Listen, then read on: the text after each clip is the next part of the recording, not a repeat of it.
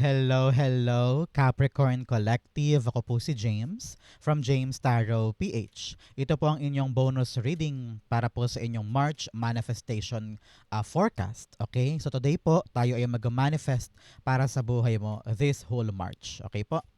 So upo na, pag-usapan natin ito. Napaka-exciting ito for you. But first, inhale and exhale. Holy Spirit, Spirit Guides, ibigay natin sa mga mahal kong Capricorn ang mensaheng dapat nilang malaman para sa buwan na ito. In your overall energy, meron po kayong the Moon card.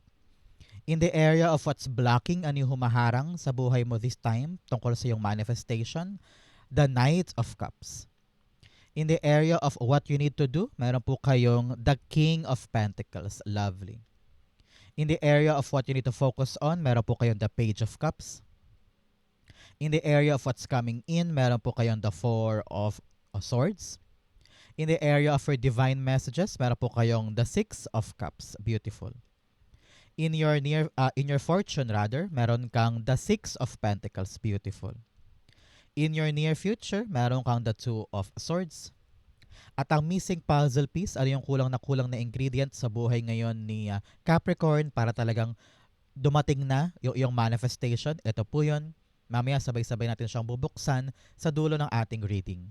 But first, mga mahal kong Capricorn, thank you po muna sa lahat po ng mga hindi nag-i-skip ng ads every time po na meron tayong libreng reading para po sa inyo. Salamat din po sa bawat like and comment. Malaking suporta po yan in every upload natin for you. So keep on liking, keep on commenting. Thank you po. So, in the background of your reading, meron kang the Hermit card. Okay?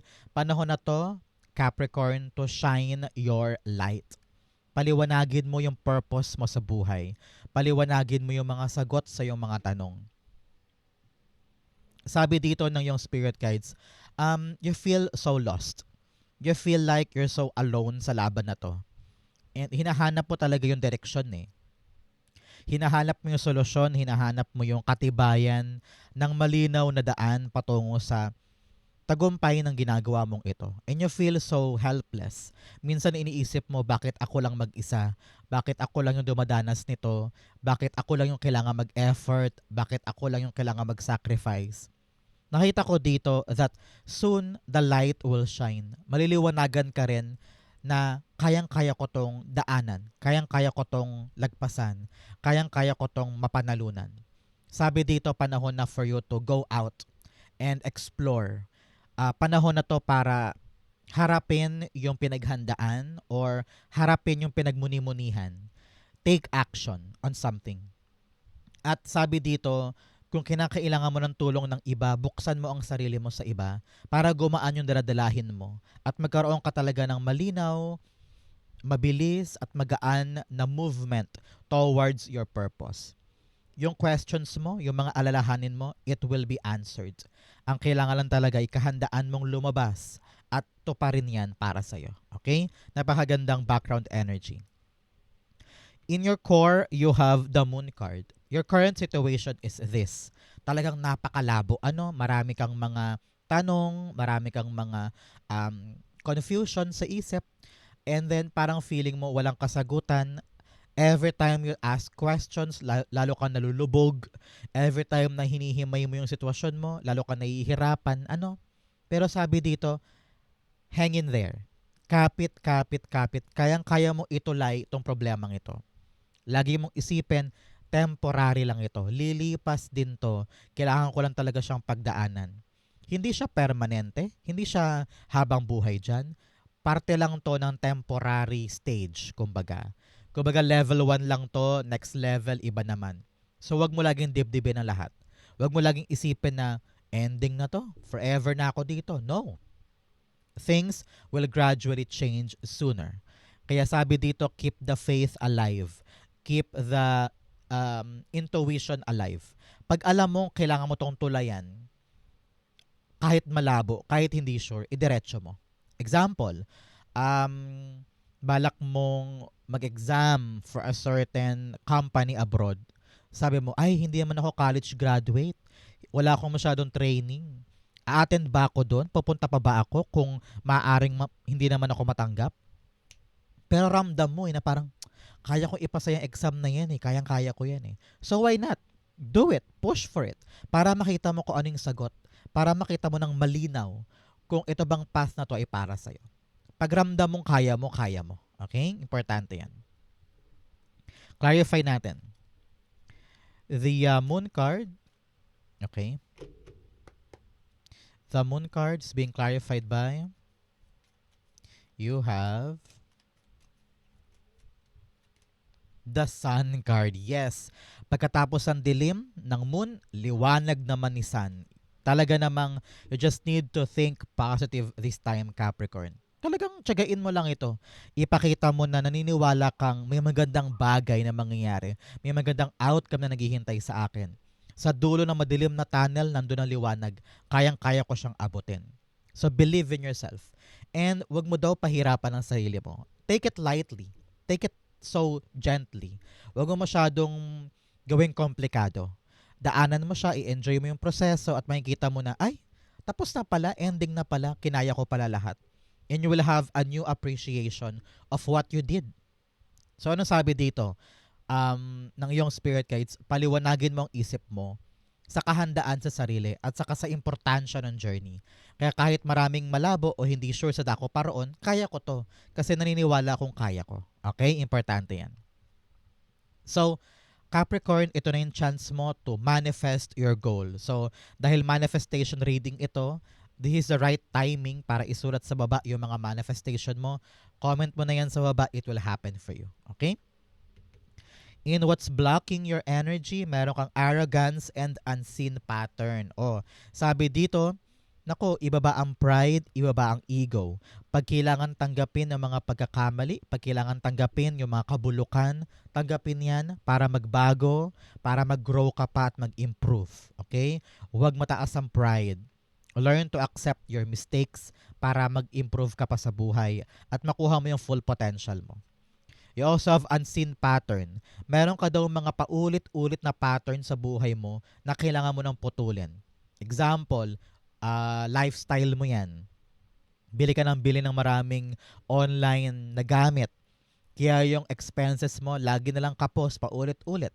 So, putulin. Halimbawa, lagi kang late sa work. Everyday na yan. So, baguhin mo yung routine mo ng pagtulog at pag-alis ng bahay.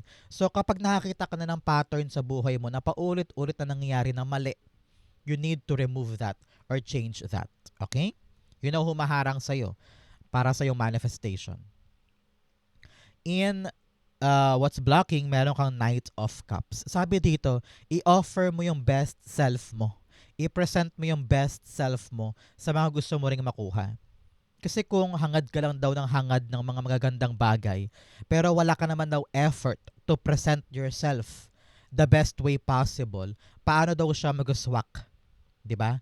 So you really need to find kung ano talaga yung swak para sa'yo at handa mo siyang aksyonan. Example, pangarap mo ay makapagtayo ng bigasan dahil magaling ka sa mga agriculture, sa mga farmers, may kakilala kang farmer, magaling ka sa bigasan something. Pero ang kinuha mong negosyo ay milk tea. Wala ka namang alam sa milk tea. So, 'di ba, merong mismatch, merong hindi swak. So, kailangan talaga mahanap mo muna yung para sa yung purpose mo, yung gusto mo. Para pag malinaw sa 'yan, madali mong maayos ang sarili mo na swak do sa kinakailangan sa isang bagay na 'yan. Parang ganon, okay? Example, pangarap mo maging teacher sa public pero ang kinuha mo ay isang halimbawa, training teacher sa isang kumpanya. So, di ba parang hindi swak talaga sa skill set mo? Kailangan i-present mo yung sarili mo at talagang ipamalas mo yung nararamdaman mo sa isang bagay para makuha mo siya. Okay? Importante yan. Clarify natin. The Knight of Cups being clarified by the Ten of Swords. Yes, lagi mo iniisip na hindi mo kaya. Lagi mo iniisip na hindi ako para dyan, hanggang dito lang ako, limitado lang ako, okay na ako dito. Kahit naman meron dumarating na oportunidad na kaya mo naman, okay naman sa'yo, pero takot ka kasi mag-fail eh. Takot ka na baka pag sinubukan ko, lalagapak ako. Na baka pag tinry ko, mag-back to zero ako. Baka pag naghangad ako na mas malaki pa, lalo ako mapurnada. Nasasayang daw yung potential mo dahil sa mga takot mo, Capricorn. So you really need to remove all of this pain from the past. Huwag mo laging isipin na, ay baka mangyari na naman yung dati. Ay baka bumagsak na naman ako. Ay baka mag-fail na naman ako. Huwag mo laging isipin na babalik ka dito. Present yourself nicely para yung pupuntahan mo or aasikasuhin mo, makubra mo siya at makawala ka na dito. Okay? Importante yan. So what are you doing today, Capricorn? Kamusta ka? Ikaw ba naglalaba, nag-exercise, nasa biyahe, papuntang trabaho, or baka matutulog ka na today? Comment down below, babasahin ko po yan. Okay? In the area of what you need to do, meron ka pong the King of Pentacles. Sabi dito ng yung spirit guides, ang kailangan mo, disiplina, disiplina, disiplina, at praktikalidad. Okay? Kailangan sa action mo practical. Ano yung ibig sabihin nun? Pag ba ito sinimulan ko, kayang-kaya ba to ng katawang lupa ko today? Kayang-kaya ba to ng budget ko? Kayang-kaya ba to ng kaperahan ko, ng isip ko, ng expertise ko? O baka naman masyadong matayog na ma-overwhelm ka tapos bigla mong bitawan? Kailangan kayang-kaya, practical. Example, balak mo magkaroon ng tindahan. Ang target mo yung tindahan na pwesto sa palengke. Ang mahal ng renta, hindi kaya ng pera mo. So why not sa bahay na lang muna or online shop? Kung ano talaga yung applicable sa'yo na practical, yun daw ang gawin mo. Panahon din daw to Capricorn para maging seryoso ka para sa mga bagay na permanente. Permanenteng bahay, permanenteng trabaho, permanenteng pagkakakitaan na alam mong kaya mong palaguin. Hindi pwedeng bahala na. Hindi pwedeng, sige, ito na lang. Kailangan talaga matyaga mo tong pinag-aralan. Matyaga mong binusisi at siniguro mong hindi ka talo dito. Okay? Huwag ka daw kikilos this month ng patalo. Kailangan kapag nakapag-decide ka na, sure ka na dun. Napapanindigan mo to, may matibay ng pundasyon para lumagot, tumagal. Okay? Importante yan. Clarify natin. King of Pentacles being clarified by you have the Star card. Yes, it's all about your dream. Sabi dito, keep your hope. Keep your faith. Huwag na wag bibitaw kasi alam daw niya na yan talaga yung pangarap mo. Takpan ko lang siya kasi FHM yung damit niya eh, yung posing niya eh. So sabi dito Capricorn, ano ba yung pangarap na yan? Ano ba yung dream mo na yan? Ano daw ba yung concrete na action na ginagawa mo para makamit siya? Para mangyari sa realidad mo? Sabi dito, kung yan talaga ang pangarap mo, dyan ka daw talaga magkatagumpay. Diyan ka talaga mag-excel. Kasi pangarap mo siya eh.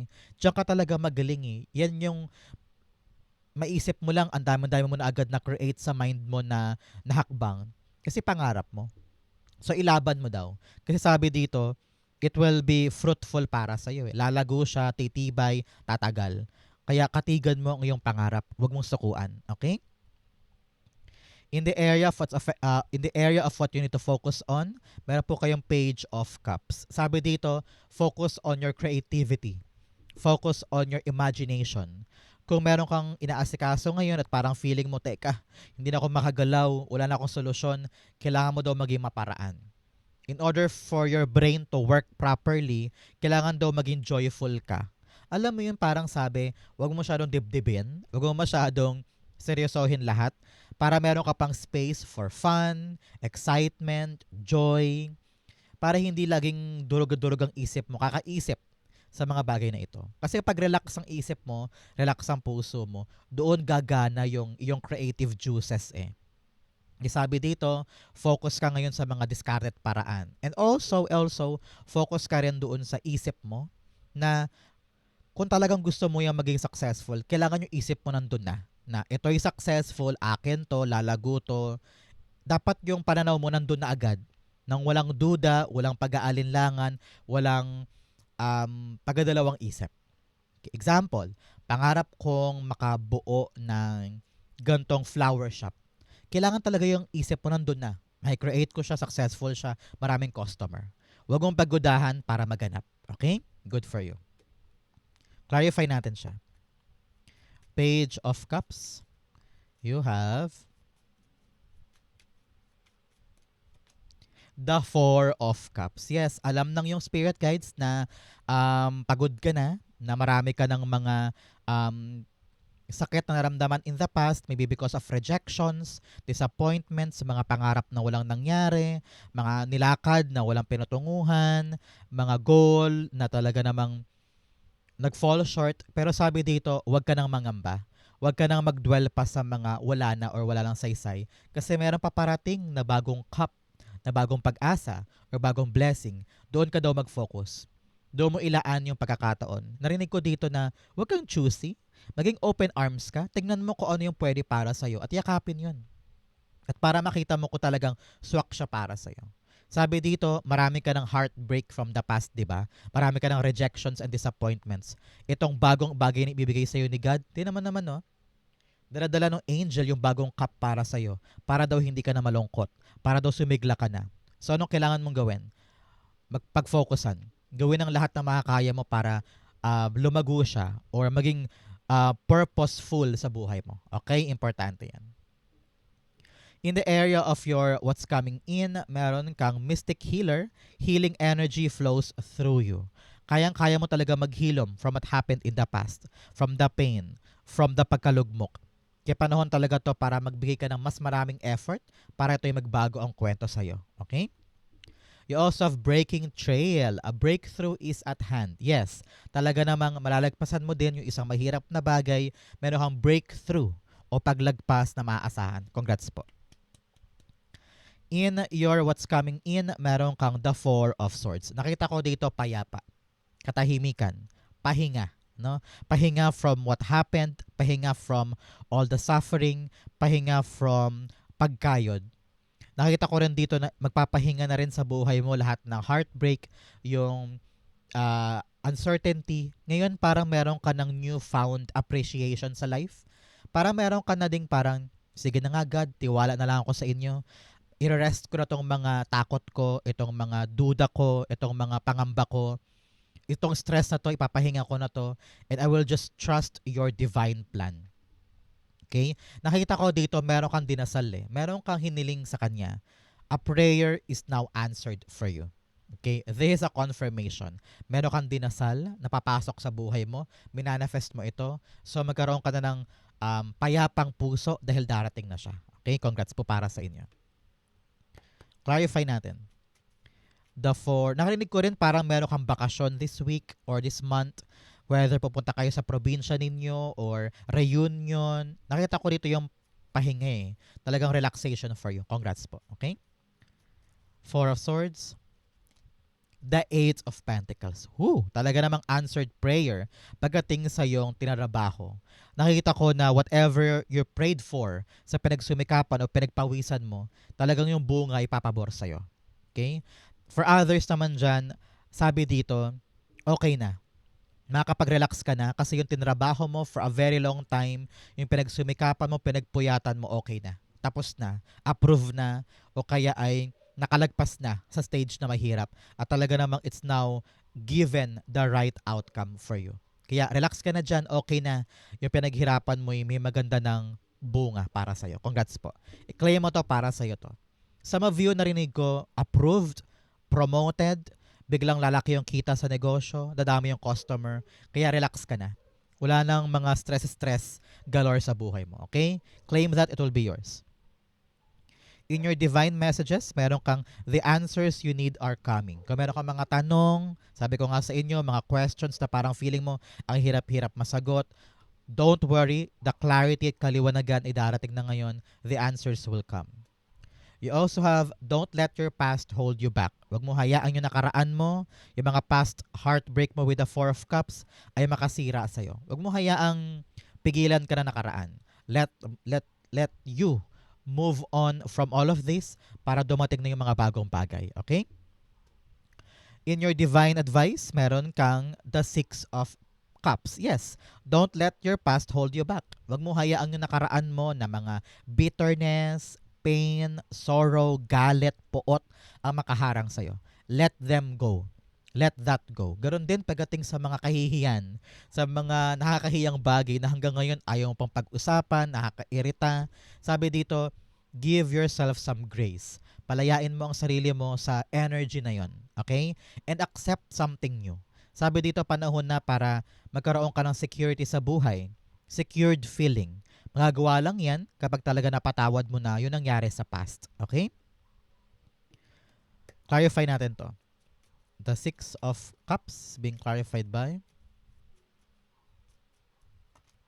the Six of Swords. Yes. Meron kang 6, 6, and 6 here. Huwag kang matakot. Hindi yan bad number. That is angel number of really reflection. Balik tanaw daw tayo, Capricorn, sa nakaraan. Tignan mo kung ano yung past mo na 6 months or 6 years para makita mo kung ano ba yung mga ginagawa mong mali dapat nang bitawan. Ano din yung mga dapat mo pang ma-improve sa buhay mo. Ano yung mga dapat mo pang yakapin dahil okay naman. At ano yung mga realization. Nakabuti ba yung past sa present? Malayo na ba yung narating mo? That will give you clarity kasi para mag-push forward pa or mag-detour or baguhin ang lahat-lahat. Okay? So, Six of Cups and Six of Swords in your divine advice, pinapayuhan ka talaga to move on na tayo, abante na tayo, huwag ka nang maglinger or tumambay pa sa nakaraang hindi mo na kayang baguhin. Okay? Piliing umabante at maging payapa sa puso. Okay? Napaka-importante niyan. In your fortune, meron kang Scissors, disappointment in some affair. Yes, talaga namang malungkot ka, dismayado ka sa maraming bagay. Kaya pag-focusan mo yung bagong darating na talaga namang para sa'yo talaga. Okay? You also have dark man. Meron daw pong lalaking maitim, moreno, o itim ang buhok sa buhay mo, kausapin mo. May concern daw po sa kanya this time around. You also have love, deep affection, and caring. Sabi dito, mahalin mo yung mga bagay na meron ka. Especially here, your work. No? Talagang workaholic ka, masipag ka, matibay ka. Panahon naman to para mag-relax, mag-recharge, magbakasyon, mag-have fun, para hindi ka nabuburo dyan sa trabahong yan. Panahon to really love yourself, love your life, love the people around you para maramdaman mo yung halaga at purpose na ginagawa mo ngayon. Okay? You also have bear, danger especially in money matters. Sabi dito, ingatan ng pera, ingatan mo ang sarili mo, ingatan mo yung mga sekreto mo, no? Make sure na hindi lahat ng tao ay nakaka-access diyan or nakakaalam niyan. Keep it to yourself. Much better pa yon. In your fortune, meron kang the Six of Pentacles. Sabi dito, panahon na para kumubura ka naman. Kukunin mo na, kakabigin mo na yung resulta or magandang bagay sa pinaghirapan mo. Especially here sa kaliwanagan, sa paglaban mo kahit malabo, kahit hindi sigurado, pero talagang pinush mo ang sarili mo para makuha ito. Ito na yung sign mo.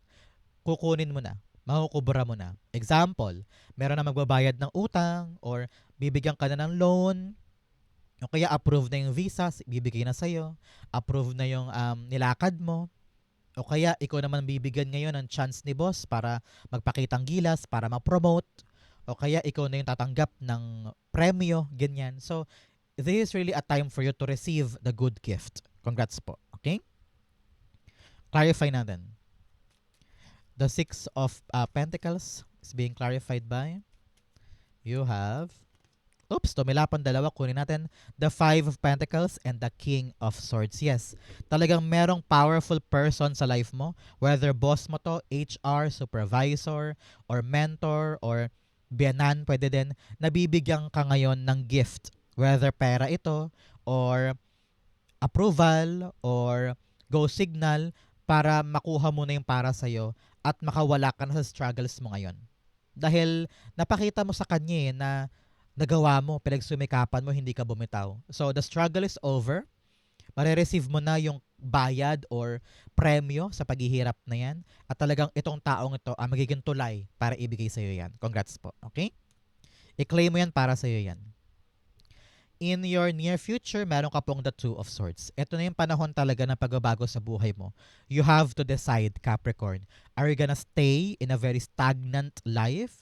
O you're gonna choose to move forward?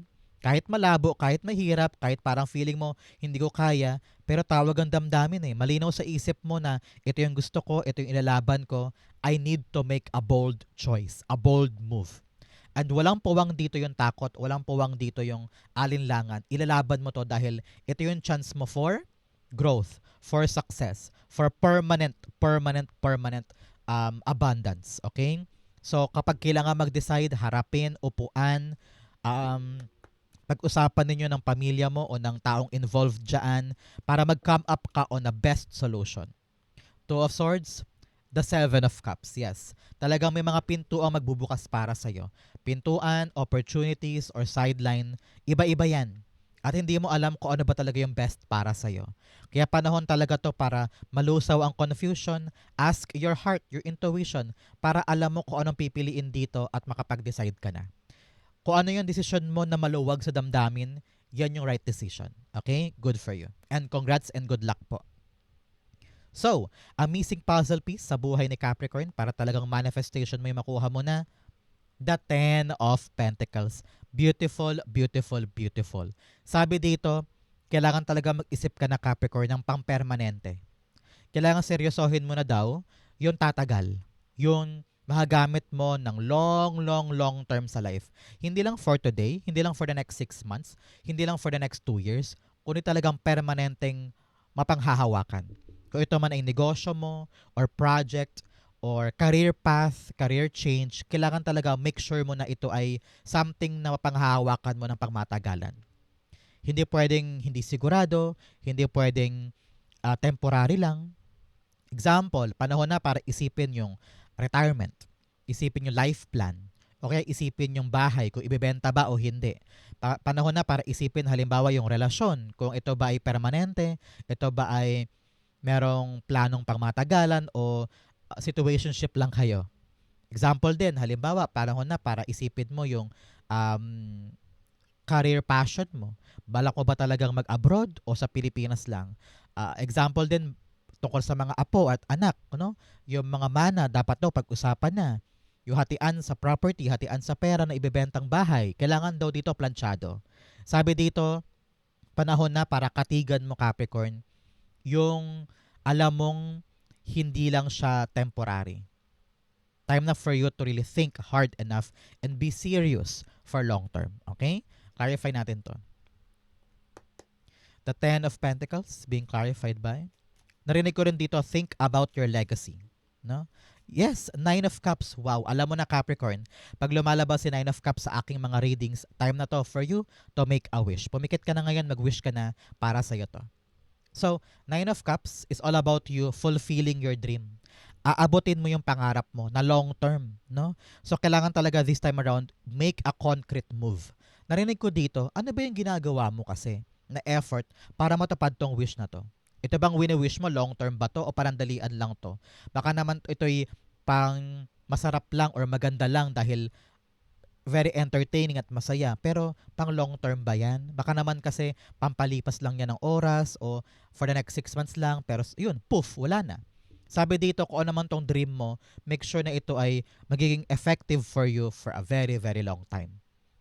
Time na for you to move, time na for you to create, itong wish na to ay maganap na sa buhay mo. Okay? So that the lifelong success, money overflowing, at talagang paggaan ng buhay ay mangyari na para sa'yo. Okay? Good luck po and congrats para sa'yo yan. Wow, Capricorn, ito po ang inyong March manifestation reading. Saan po kayo nakaresonate? Comment down below, babasahin ko po yan. Manifestation dust po para sa inyong lahat. After watching this video, talaga namang matutupad na yan. Thank you, Holy Spirit, Spirit Guides, for the clarity and messages sa dapat malaman ng mga Capricorn today. Tuparin mo ang kanilang manifestation this time. Okay? Thank you po for watching hanggang dulo, mga mahal kong Capricorn. I love you. This has been James for James Tarot PH. God bless everybody.